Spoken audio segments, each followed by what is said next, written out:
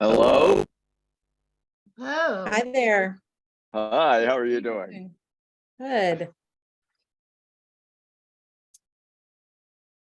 I feel a bit fragmented. I think we all do.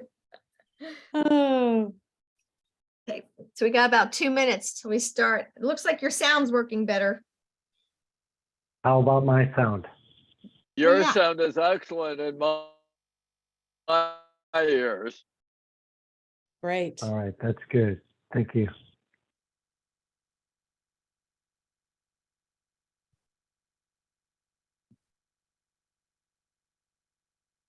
Well, We've George, gotten about 3 feet of snow here since I last talked to you. Oh, wow. where's here? Where are you? We're North Carolina is where I am, and Kevin's in Texas, and Julie's Where in you South are. Carolina. Oh, gosh. Atlanta. Yeah. I'm sorry, Atlanta. Sorry. Yeah. So where are you, George? For some reason, maybe. Do I have I seem to have plenty of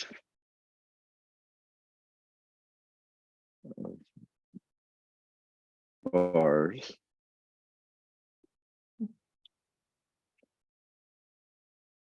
Unless it's bad.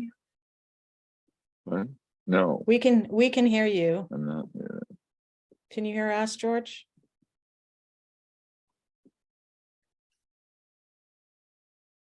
Hmm.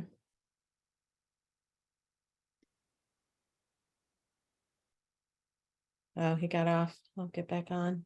Mhm. Oh, Let's wait for him. there you he is. go. Now you're on mute.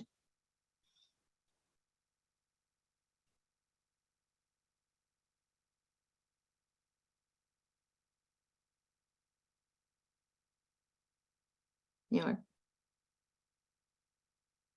Still muted, I think. Mhm.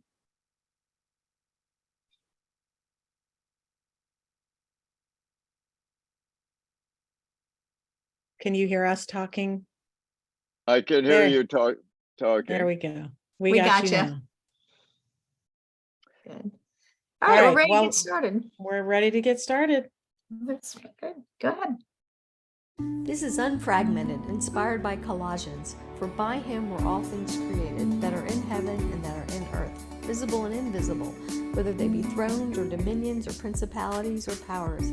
All things were created by him and for him.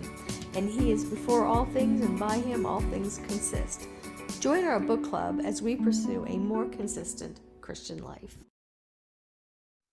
All right, welcome to Unfragmented, where Lee Bortons and I explore the connection and cohesion of Christian thought and Christian action. Today is Thursday, March 16th, 2023. I'm Kevin Novak. Lee Bortons is our co-host.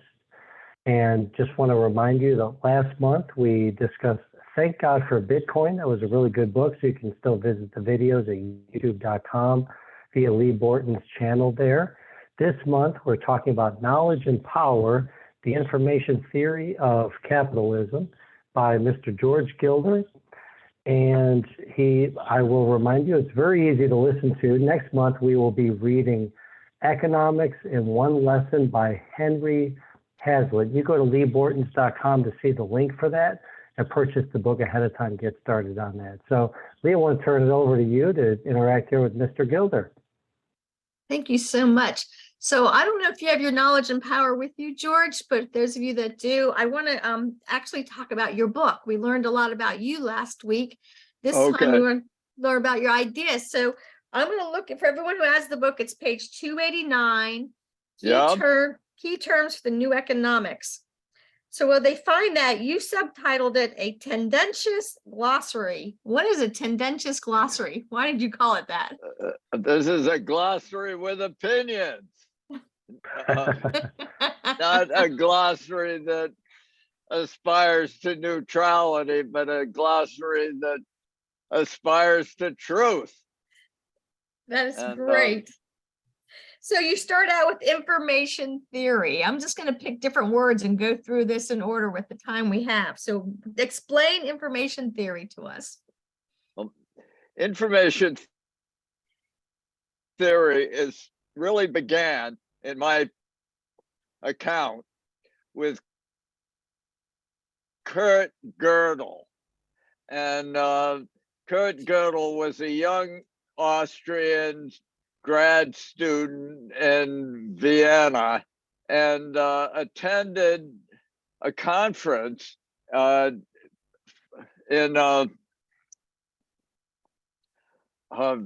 that city with 7 bridges. I've forgotten. Anyway, it was a celebration of Hilbert and Hilbert's agenda for mathematics that would be completely coherent and would sum up all possible knowledge and allow ultimately a kind of determined universe. And Gödel had worked out this theory as a 22-year-old and somewhat timorous and somewhat strange young man. And he was delivering his paper at the corner of this great conference where David Hilbert, the leading mathematician in the world, was going to celebrate the consummation of mathematics. And attending this meeting was John von Neumann, a giant of world history. But John von Neumann was part of the Hilbert team. And he was trying to reduce all quantum theory to mathematics. So he had a mathematical scheme that would sum up all quantum theory, that the most fundamental and complicated and enigmatic of physical propositions. And he attended this session with Gödel. We don't know whether he read the book first, read Gödel's paper first, or whether he just heard Gödel.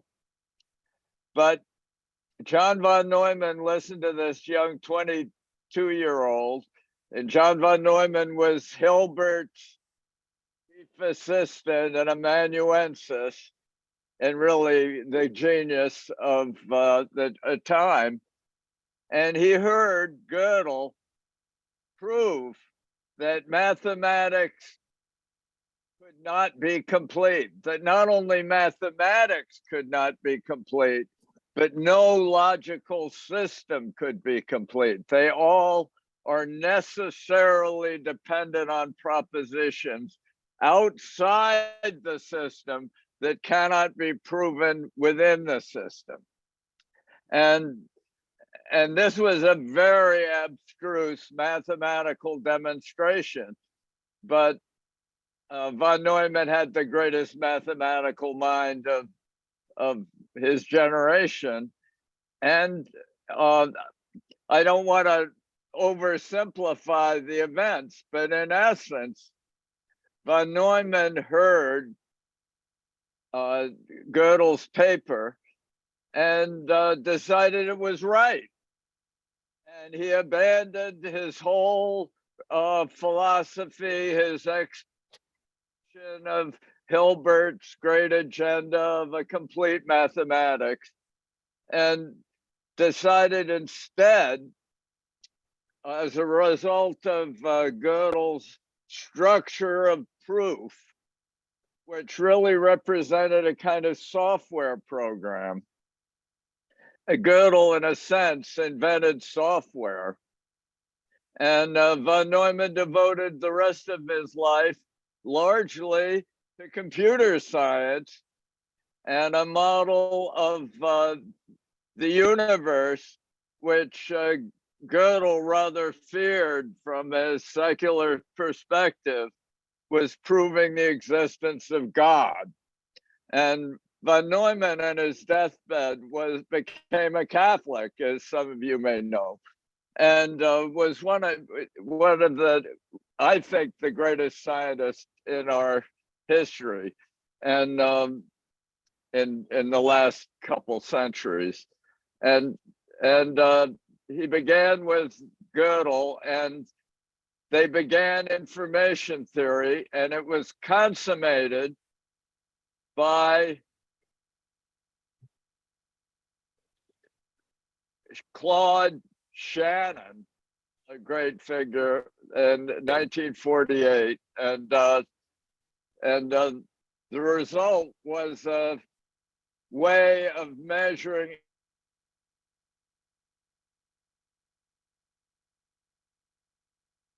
Oh, we lost him. He fell off. Oh, Hmm. bummer. We were just talking about Gödel and Hildeberg and von Neumann, Kirsty. I just texted There her. we go. Did we get when we got there? Did we get to Shannon? Yeah, now, yeah, start with Shannon. So what did Yeah. he do? Shannon. So anyway, this really established computer science and information theory in a context that defined information surprise, and because information is surprise, intrinsically is surprising, it can't be reduced to some determinist or materialist scheme. It transcends its carrier and partakes of the creativity of human beings in the image of their creator. And that is really the foundation of information theory, which has all sorts of practical implications and important complexities. But the essence of it is to show the determinist, materialist kind of vision of a world that could be reduced to a fixed mathematical scheme or a logical system was in fact inherently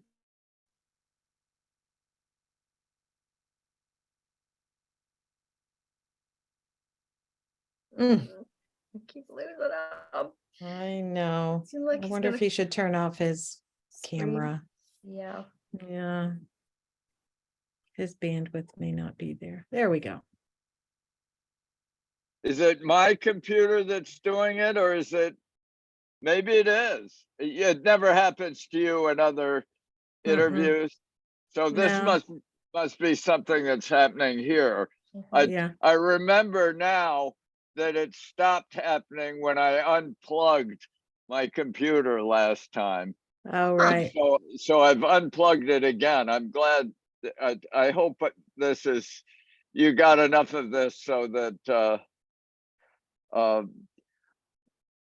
Yeah. we Well, let me recap, George. So basically you're saying this bunch of guys got together at the beginning of the 1900s to talk about a mathematical idea that would unify everything. And Gödel was comes in and says, it's not possible. yeah, 1931. Mm-hmm. And then, so And Claude Shannon's math really, though. Aw.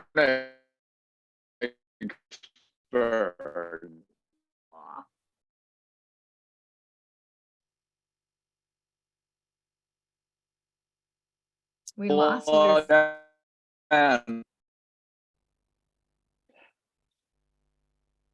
Oh boy. That's okay. Yeah. We're patient. Yeah, because last week you figured it out and it went away.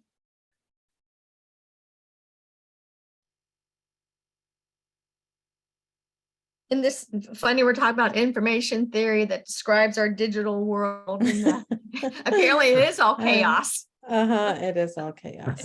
I can't. So do any of you know anything about Claude Shannon while we're waiting for him, or any of the other names he brought up? I do not. I'm sure Kirsty does. Yeah, but she wasn't here to hear it. Yeah, so there's a number of books out about Gödel's, he says with an R, Gödel's theories.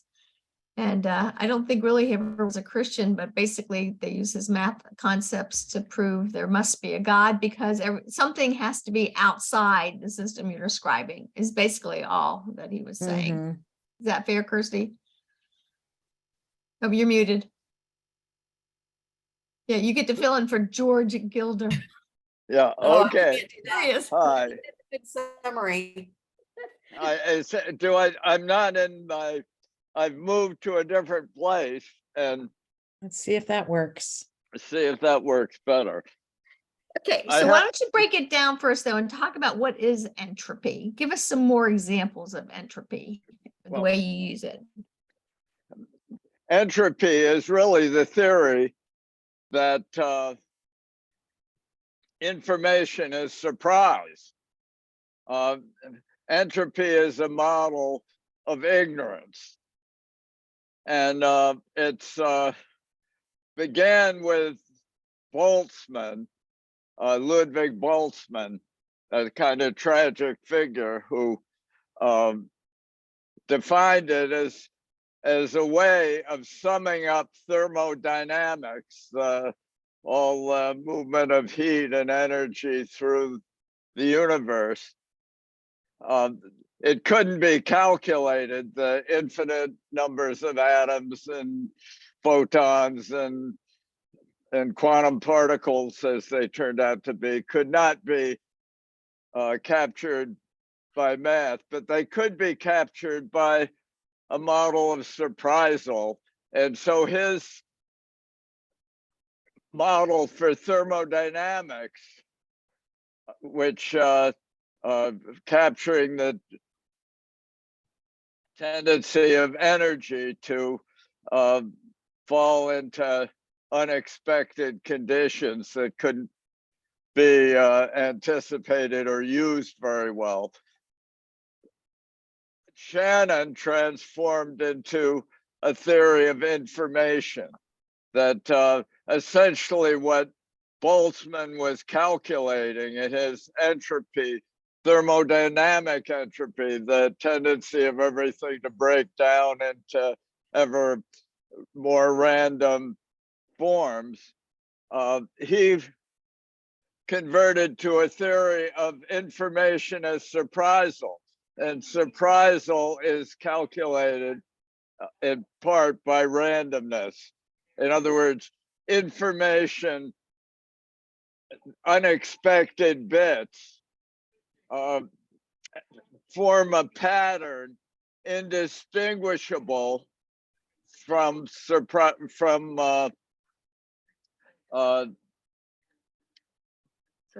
I'm sorry, we have a phone yakking at me all of a sudden. But these are two forms of entropy. One is physical entropy, which Boltzmann defined, and the other is information and entropy, and they both have the same equation, which allow you to calculate the amount of information passing down a channel in the presence of noise. And it led to key propositions of information theory, like that the bearer, but the carrier of high entropy message, a message full of information, has to be low entropy. In other words, it has to be predictable. You have to have a predictable carrier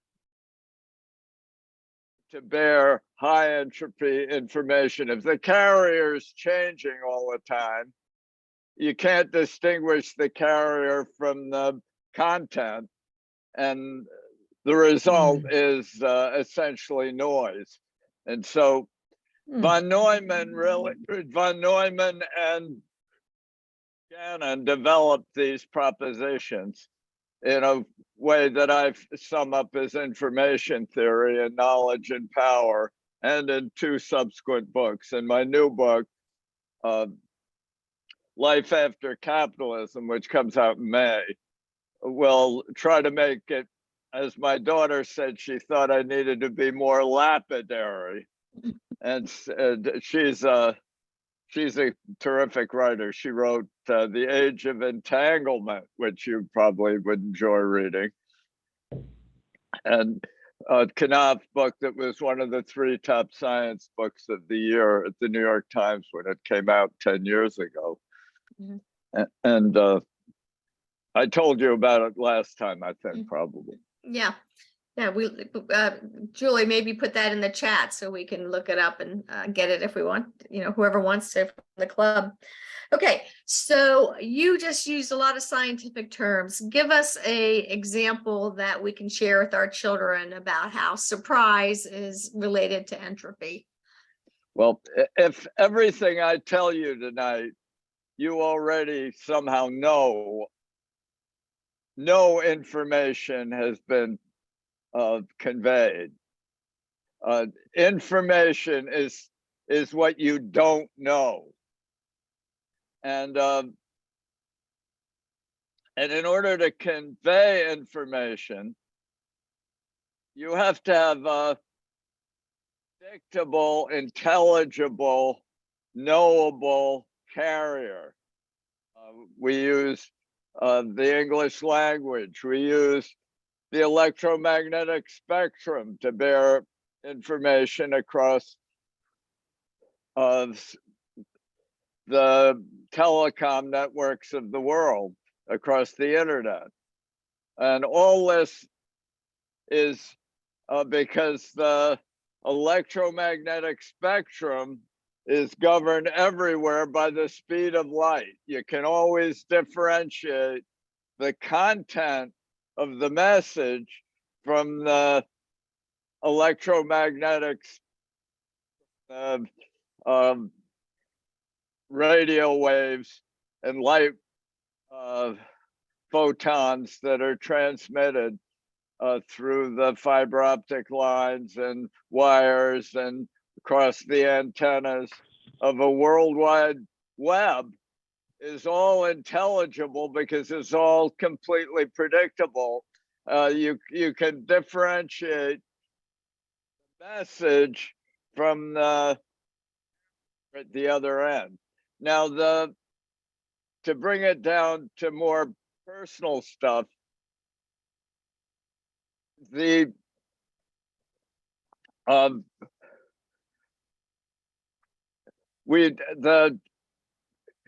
carriers, the predictable and reliable carriers of creativity in our lives are at different levels: the moral code, the constitution, the institutional structures of the society, families, and the responsibilities of families, the extension of families from the past into the future. All these predictable institutions enable unpredictable creativity by human beings. And a lot of what woke and all this kind of nihilist social theory that's called woke these days is really an attack on all the carriers, the predictable carriers of morality, family, religion, truth that sustain our societies and make it possible for us to create intelligible cultures and technologies and businesses and institutions and artistic creations. I want you to say that again. So woke is the same as nihilist social theory, and they're attacking the smooth rail. They're attacking the fabric of predictable and reliable, truth-laden cultural forces that enable human beings to prosper and create unexpected, surprising and that's and almost all, you know, what knowledge and power is about, how knowledge is all dependent on these propositions that I've been talking about, and governments intervene when government, which is supposedly a predictable structure of law under a constitutional fabric, when government begins to intervene and manipulate the carrier in order to produce favored outcomes or benefit favored cronies, it's really destroying the predictable carrier that's necessary to bear predictable information. If the surprises are really part of some chaos, they can't be identified. You can't really distinguish an informative pattern from a random noise pattern. And so as the whole carrier of the society becomes congested with noise, which is what woke is, it's a lot of noise, then no intelligible goals can be articulated or pursued. Everything is engulfed in the noise, and we have a culture of racket and chaos, and that's the danger we face as we allow power dominate knowledge throughout the economy and throughout the culture. So let me see if I can give a simpler analogy.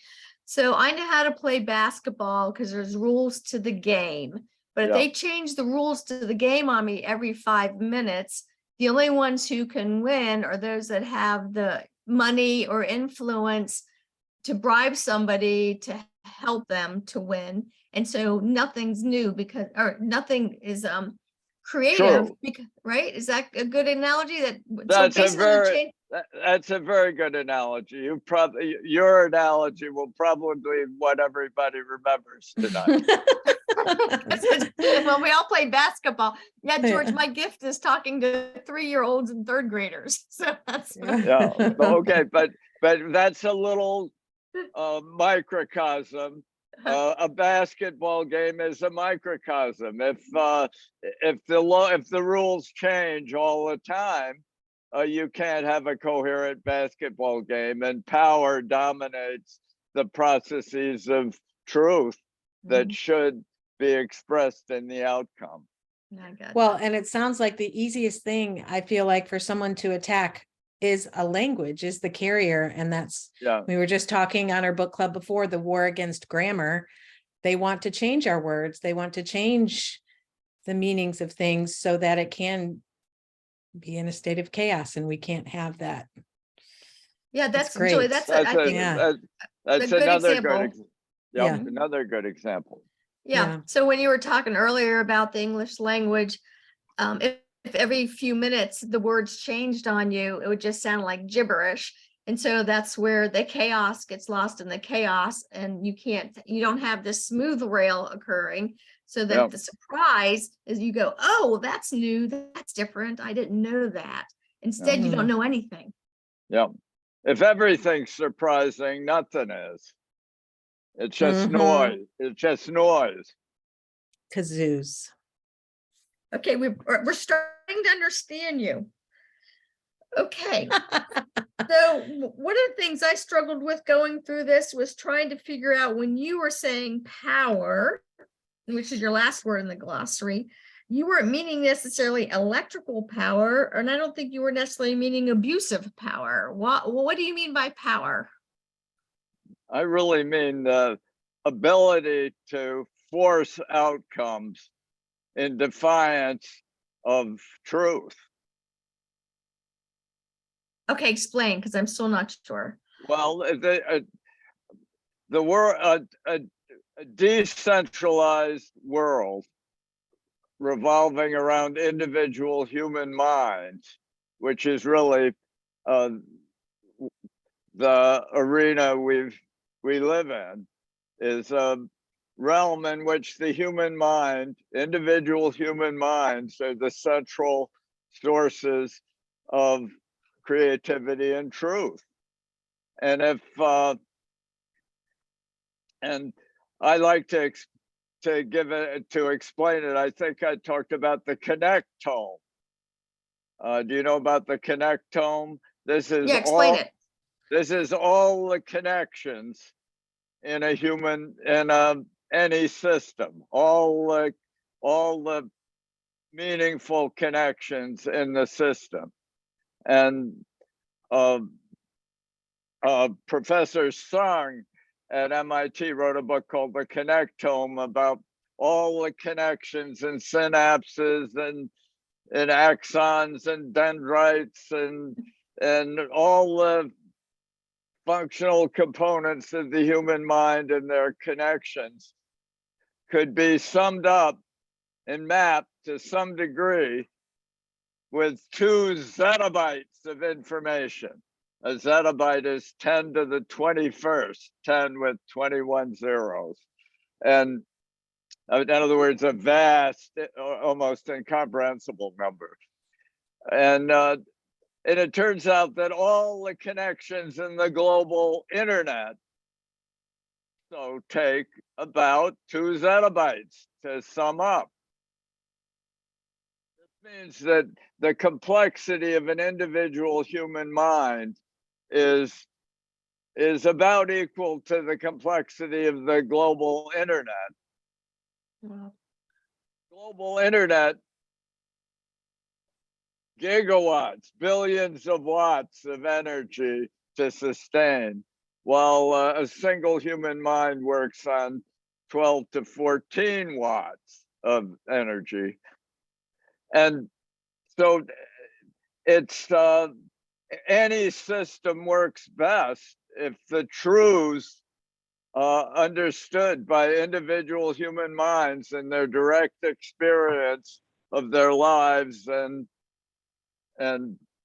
professions and businesses and activities.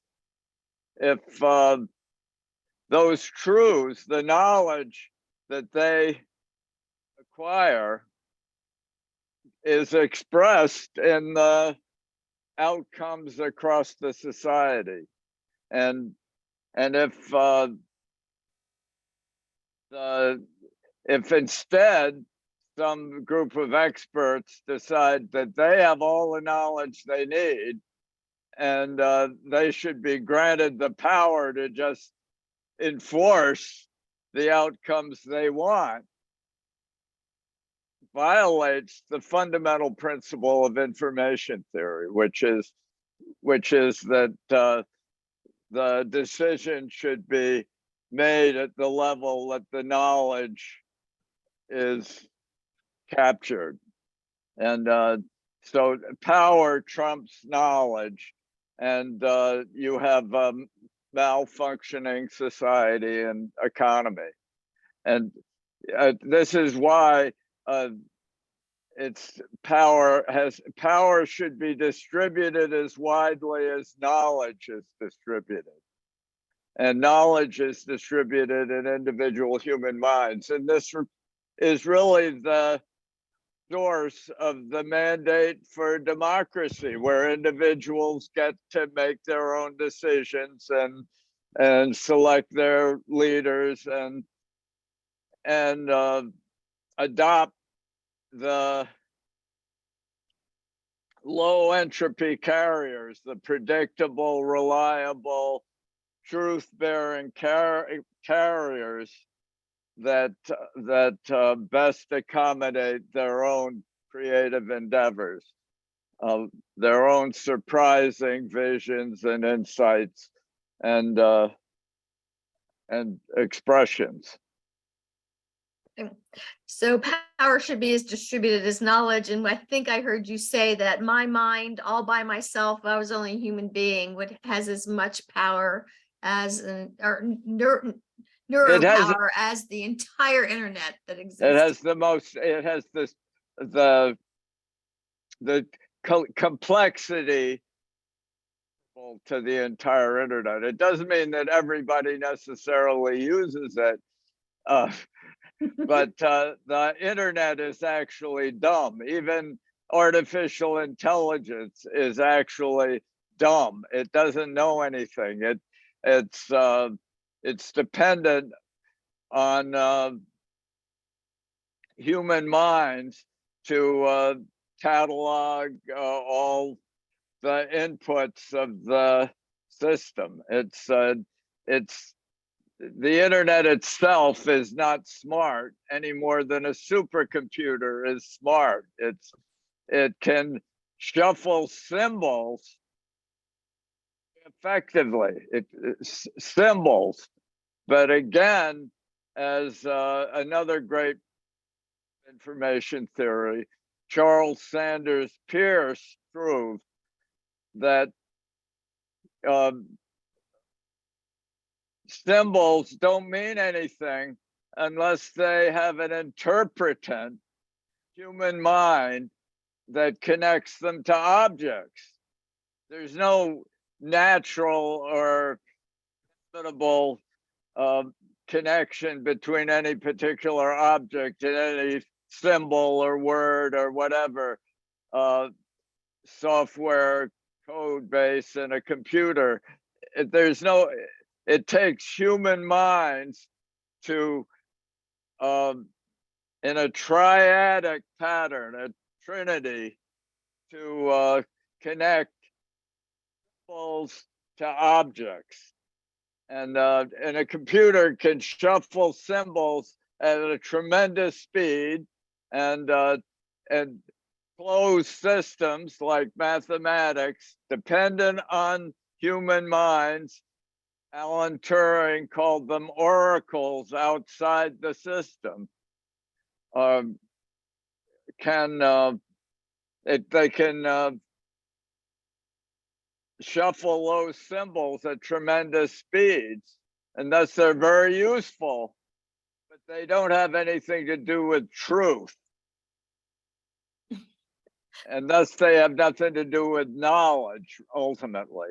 They're shuffling symbols of knowledge, which have to be validated by individual human minds in the triadic or trinity of symbol and interpretant. They have human interpretant that Charles Sanders Peirce, the great mathematician of early this century, expounded. And he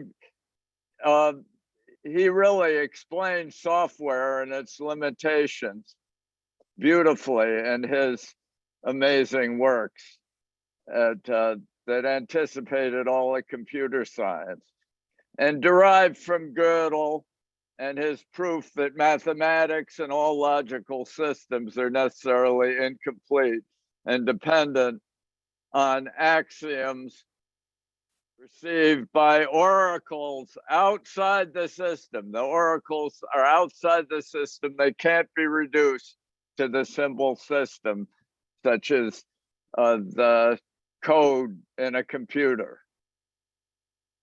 So now you're explaining to us as Christian classicalists why everything we do keeps showing up in threes. It sounds like the human mind, the symbols, and the things in front of us always are being connected. That's right. That is so cool. Well, that it really is. It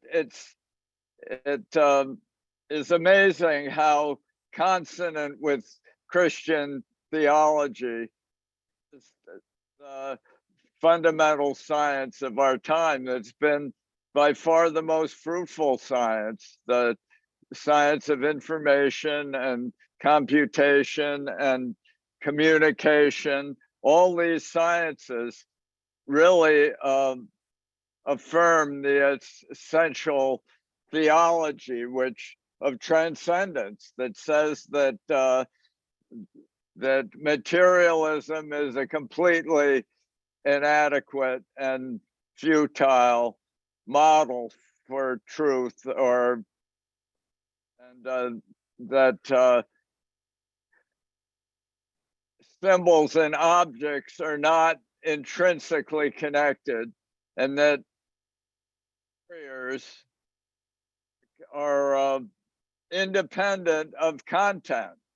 Mhm. You can the New Testament in a thumb drive, or in a clever arrangement of Lego blocks, or toothpicks. There are a variety, or the electromagnetic spectrum. They're just a huge variety of potential carriers for the fundamental truths of our culture.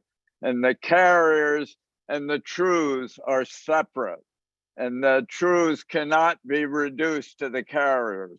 No knowledge that you can have of the physical properties of a computer and its movements can tell you anything about the content of the computations that are underway. They transcend the material embodiment.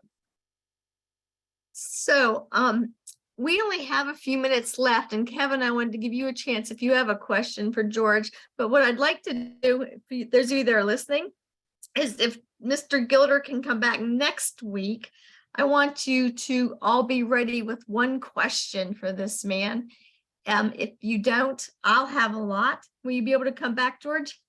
Let's see, Thursday, a week from today, will be the 23rd. Uh-huh. I may be on an airplane. I'll have to see. I'll tell you. Let's get back together. I'll tell you. Okay. I'm going, believe it or not, I'm running in the World Masters track competition in Turin, Poland, beginning next week. And I'm doing 3 races. And I won a national championship in the United States and took second in another. And so I'm in 3 races in Turin, Poland. Of course you are. And I leave, I think on the 23rd. So it's a little chancy here. Yeah, well, let's do this. We're also meeting on the 30th. Are you available then? No, I conceivably could be available from Turin on the 30th. I think I might be available from Turin. I think that's possible. Okay, well, And here's what we'll do. it might be possible on the 23rd too. We'll just I'll have to tell you. We'll see. Okay, well, the reason why is because, and then for you guys that are listening, I have I have a list of questions that I want to ask God when I meet him, but I realize I might get some answers earlier if I get to ask you, George. Well, So I have some really crazy questions for you.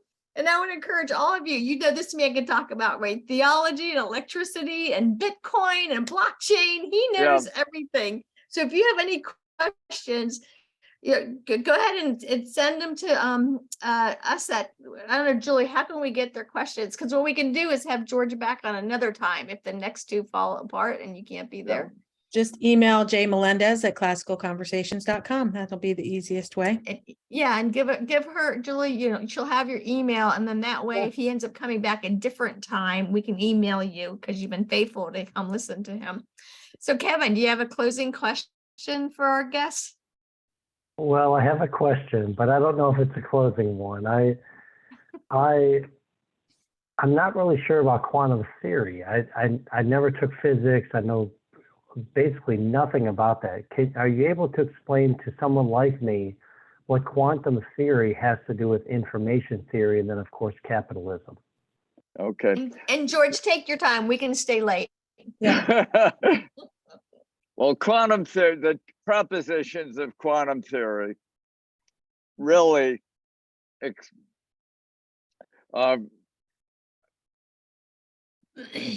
began with Heisenberg's uncertainty principle and Schrodinger's wave equation. And Heisenberg's uncertainty principle really was summed up. Alan Turing, a great information theorist and an inventor of computer science.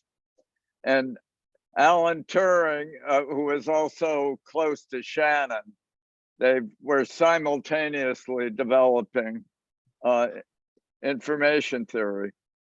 And Turing summed up Heisenberg uncertainty as the impossibility of having sure measurements when you use atoms and photons to measure photons. In other words, it's a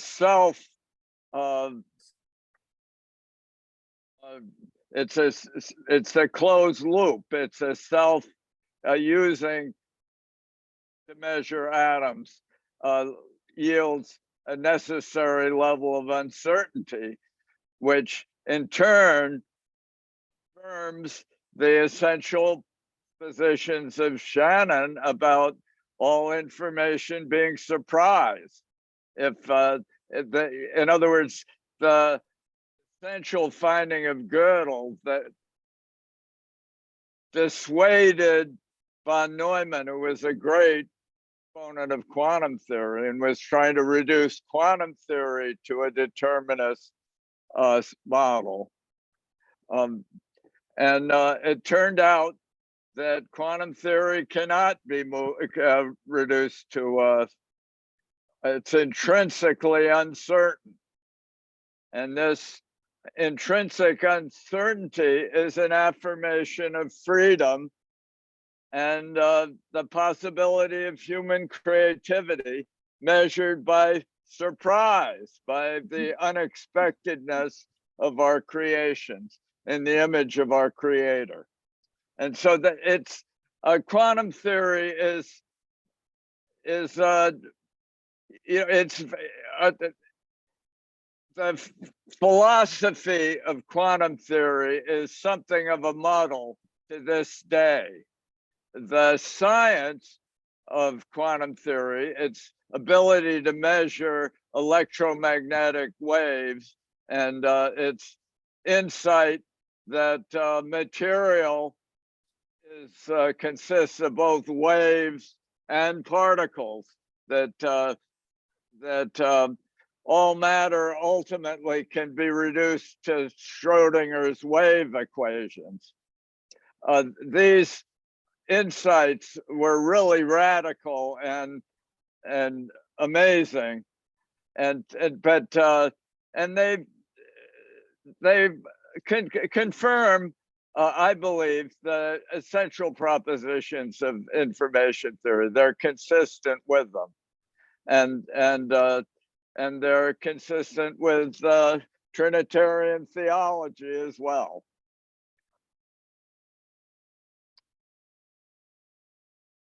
Is that good enough, Kevin?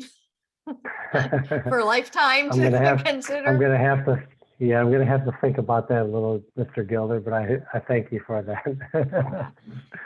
So George, That's I think great. that we as homeschoolers just really delight in our children and our families, and that we think joy is just an important part of education and being a family.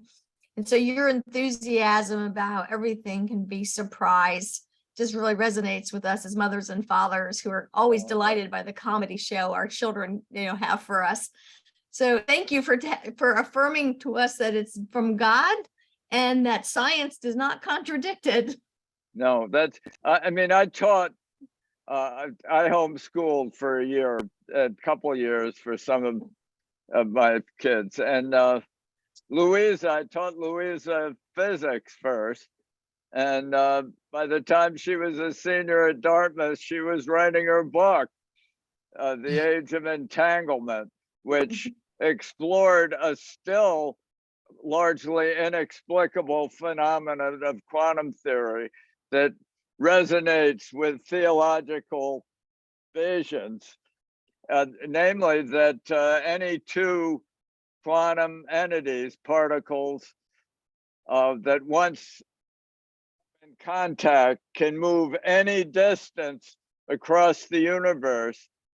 And if you change the spin of one of them, the spin of the other one changes. They are somehow remain entangled instantly across superluminal distances across the universe. And they're united in the mind of God.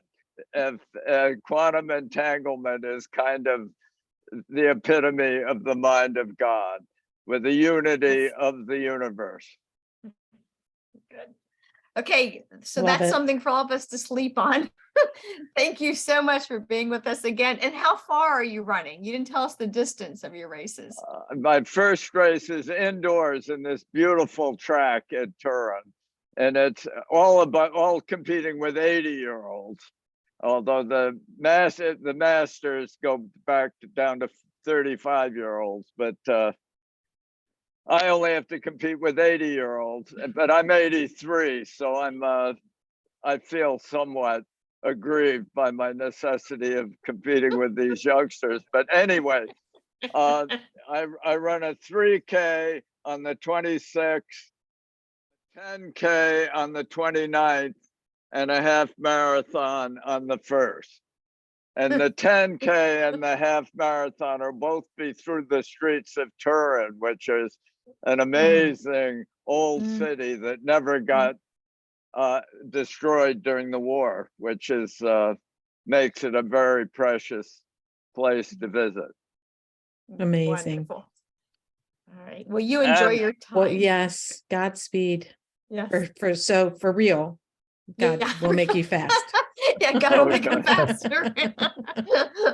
All right. Okay. Well, thank you so much, everybody, for Well- being here.